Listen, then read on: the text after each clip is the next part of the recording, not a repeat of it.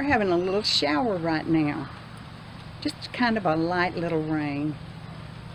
Don't you love the rain when it's really soft and the sound it makes on a tin roof? If you've never slept under a tin roof while it was raining, boy, have you missed out. I got my American flag put up yesterday. I didn't have a holder for it. I had the flag and the pole, but no holder. So my son brought it to me. He's such a good boy. You know, when I was a kid, my daddy built a storm cellar. Well, I was little bitty, and it was a big old hole. He dug that hole himself, and I thought it was going to be a swimming pool. I was so excited for a long, long time, so happy. But he poured the foundation all himself, thick cement walls, and had a big old heavy door on it, and it had some kind of a pulley and a weight so that we could raise the door easily. And down in it he put metal bunk beds. Didn't have any mattresses on it, but they had metal springs. Thank goodness I never had to sleep on that. But we lived in East Texas, in part of Tornado Alley. And there's been a lot of tornadoes down here since I was a little girl. Some of them extremely destructive, lots of lost property, lives. But when I was little, I was only afraid of the storms because my grandmother was. She lived about 15 miles from us, and any time there was the slightest sound of thunder, she would get in her car and make a beeline for our house because we had a storm cellar. Only a few times, though, do I ever remember actually being in that storm cellar during terrible storms. And I swear, I almost would rather face a tornado than go down in that horrible storm cellar. It was dark and damp and musty smelling. There were spiders in there, and I have always been scared to death of spiders. When my grandmother would drive up, and for a while she'd sit at the kitchen table, and she'd hold her great big old purse right up against her chest with her arms folded against it. I don't know, like somebody was going to come in and steal it from her or something. She sat there the whole time with that purse.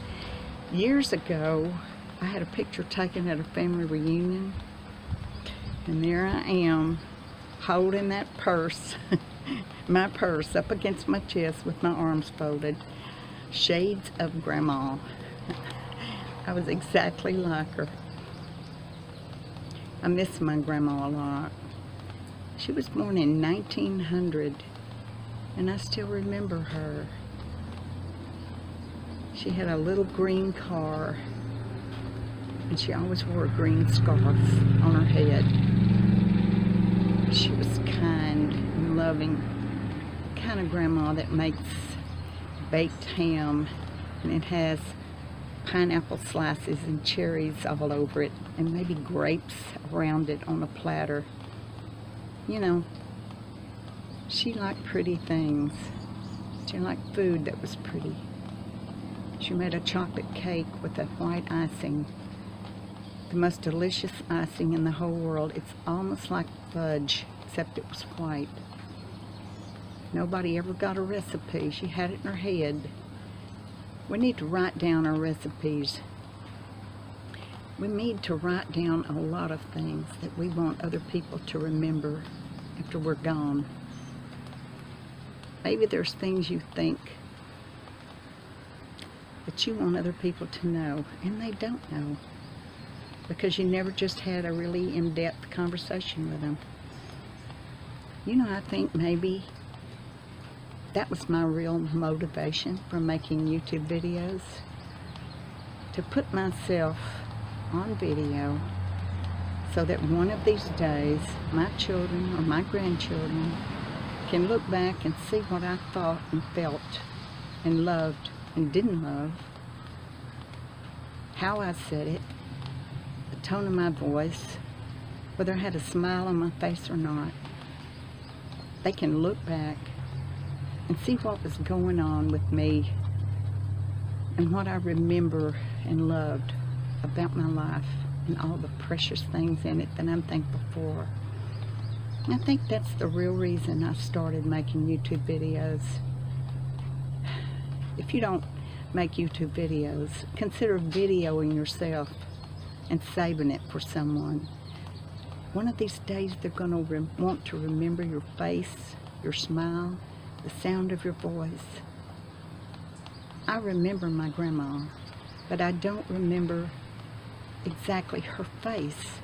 Those things fade from our memory in time. I don't remember her voice. I just remember her. And I wish to goodness I had some way to look back and remember what she sounded like and what she thought and what she loved.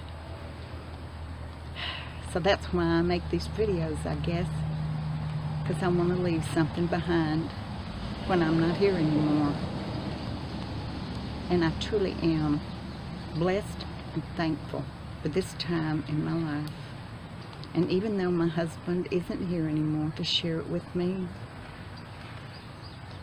I hope I have done him proud in this short time since he's been gone. I hope he's looking down and he's saying, well done. Well, that's all I had to say today. I like talking to y'all. I hope you have a good day and hope God is good to you. Until I see you again, bye-bye. And please don't forget to subscribe. Bye-bye.